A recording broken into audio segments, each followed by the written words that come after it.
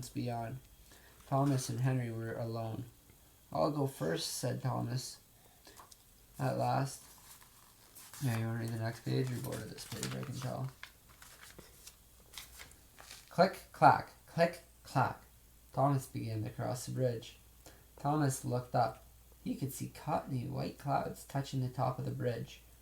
Nervously, he looked down, but the bridge was so high he couldn't see the ground. A sudden gust of wind shook the bridge. This scared Thomas, and he closed his eyes so tightly that he couldn't see where he was going. Click, clack, click, clack, click, crash! Thomas came to a sudden stop.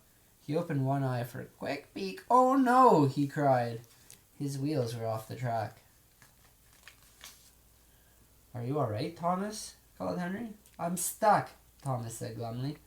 "I couldn't see where I was going, and my front wheels have jumped the track." Just then Gordon returned.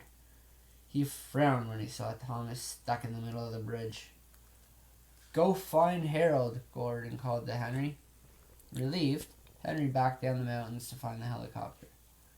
Thomas kept his eyes closed. He was too afraid to look. But inside his coaches, the passengers enjoyed the wonderful view.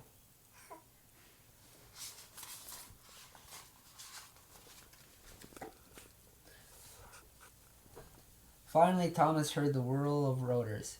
Harold was here to rescue him. Slowly, Thomas opened his eyes. He looked at the blue sky above and the green mountains all around. "What a lovely view!" he exclaimed. "I was silly to shut my eyes. I almost missed everything." "Hitch the rope to the buffer and hold on," Harold cried. In no time at all, Harold had lifted Thomas back onto the tracks. Thomas backed up to where Harold waited.